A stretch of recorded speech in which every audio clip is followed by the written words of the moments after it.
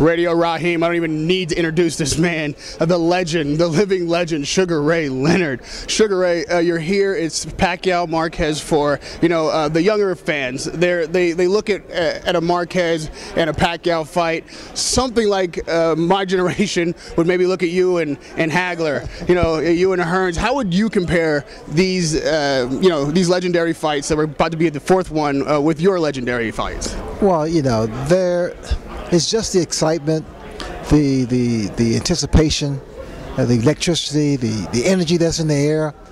This fight is up there without question. In fact, I just spoke with Manny and Marquez, and I told them how much of a boxing fan I am of theirs, and how much I enjoy their three very, very close, highly controversial, if you will, fights. So this fight here on Saturday, I would say, is one of the most important fights of their career. Now, you've said that these fights are close. We all know that. How did you score the first three fights? Well, naturally with three knockdowns, you say, well, Pacquiao. But I think two of them could have went either way. Either way, I mean, it was one of those fights that, the way I pictured it, I look at when I fought Tommy Hearns the second time. He knocked me down twice, and it was a draw. I mean, Tommy won that fight. So it depends on who you ask. Now, how do you respond, and how does Pacquiao respond to you? Because even though Marquez is part of this series of fights, obviously Manny has the fanfare. He kind of is more closer to walking in your shoes than Marquez. So when you interact with him, what sense do you get of him? Confident, a guy who feels that he can win this, a guy who is very proud, a guy who is a real fighter, a guy who wants to fight, wants to win, wants to be convincing. This is really almost like redemption. When you compare the styles, again, your fights have been stylistically fascinating. What do you see with the contrast between Marquez and Pacquiao? Well, you have Pacquiao, who has exceptional, gifted hand speed, great footwork. And then you have the kind of counterpuncher in Marquez, who waits for the opportunity. In fact, I think in the first three fights, it was Pacquiao who was winning the earlier rounds. And as usual, Marquez comes back, whether it's from a knockdown or whatever, he comes back strong, and it becomes a challenge. If I could turn to what you're doing in life right now, I've spoken to a share of former champions, guys who are out of the game and out of the ring. You are one of the most successful. Talk to me about how it was that you transitioned out of the ring into business and then are still in the business of boxing. Well, at some point, and I'm saying it's not easy, at some point you have to say, there's nothing that's going to give me that sense of satisfaction or that sense of stimulation as raising your hands as a champ.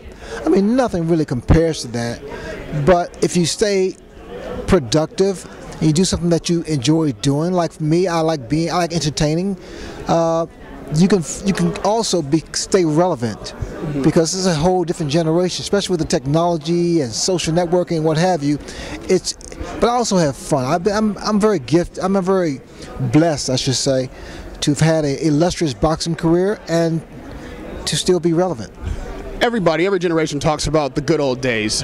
Well, you are definitely a part of the good old days of boxing. How would you compare your era with this era? Well, naturally, I would say my era is better than any era, without question. And you also had more superstars. Those Hagler, Hearns, Duran. You had so many great fighters and fighters who fought. I mean, although we still wanted the money, without question, I understand that. But we also wanted to prove that we're the best by fighting the best. Now, you were a showman. You grabbed the media attention. There's guys out there like Floyd Mayweather, even the young Adrian Bronner, guys who are coming up that are grabbing the media attention a little bit more brashly than you. When you see that, do you bristle at that, or do you just cheer them on? No, I cheer them on. I understand that. And each one had their own personality and their own way of promoting themselves. So be it. It's good. It's good for boxing. I think that boxing needs more personalities, more characters. And lastly, Ray, if you could impart a piece of wisdom to these up-and-coming fighters, guys who are looking to you and hoping to walk in your shoes one day, what would it be? What would you say to a fighter on the cusp? Well, you know, to maintain perspective and to never second guess the next guy, the opponent, or the challenger, to be nice and to always give back and stay focused. Sugar Ray Leonard, Radio Rahim with the sweetest sugar of all, Sugar Ray Leonard. Thank you, sir. I appreciate it. All right, man. Cool, man.